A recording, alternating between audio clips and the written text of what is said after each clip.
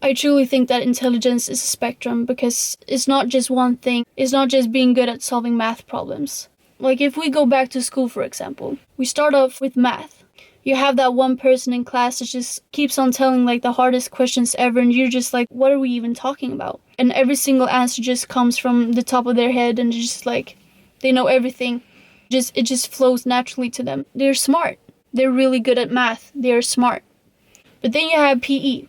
So you have that person that's really good at like sprinting super fast, or you have that girl in PE that's just like, she's really good at dodging the ball and just like twisting and turning and having like seriously good aim. You have that physical intelligence. So you have that person that's really good at knowing how to move their body and having like good body coordination. And that's one intelligence. And then you have music. You have a music class. You have that person that's just like truly gifted. Like they know how to sing, they know how to use the instruments, they know how to hear the different like tones. How do they do that? How can they be so musically gifted? Because they're smart. They're intelligent in music. Then you have art class. And you have that girl or boy that just knows how to work with colors and like mixing and blending different components of colors and shapes, textures, and just like turns out to a masterpiece of a painting. And you're just like, how do they do that? Because they're intelligent. They're smart with a pen. Artistically gifted, artistically intelligent.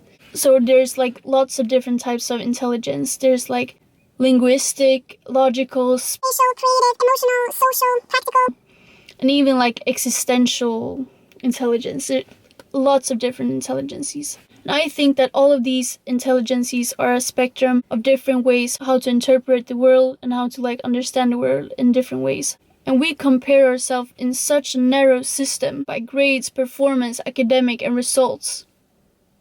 And the problem comes when we get graded like results only on things that don't benefit our intelligence. Because often those grades don't really represent the part of the spectrum where your intelligence is. You can't be intelligent in everything. You can't be smart at everything.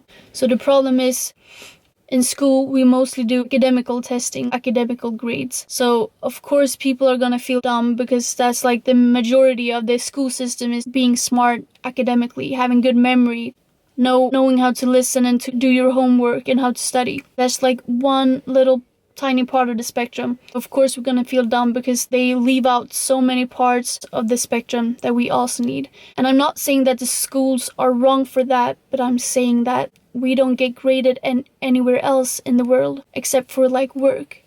So all those years as a teenager, your confidence stoops, your confidence decreases because that's what you're performing in.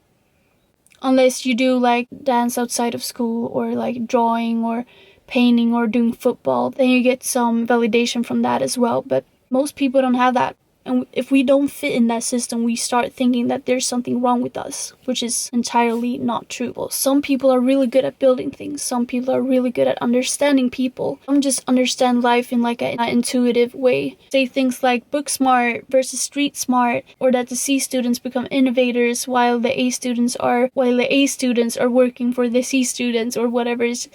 Get why people say that kind of stuff, and it sounds a bit corny, but there is a truth underneath all of that, and that is that intelligence is not one-dimensional. You will have to find your path, and that path hopefully will test you on performances of that part of the spectrum that benefits you. I want to be a cop because I'm really good with people and I have good body coordination if I need to run or hunt someone down.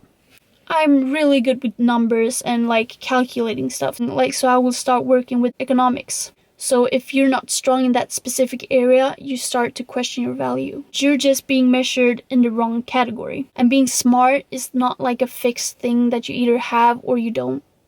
And you start realizing where you are naturally smart. And that changes everything. Because you're not trying to become someone else. You're just understanding yourself better.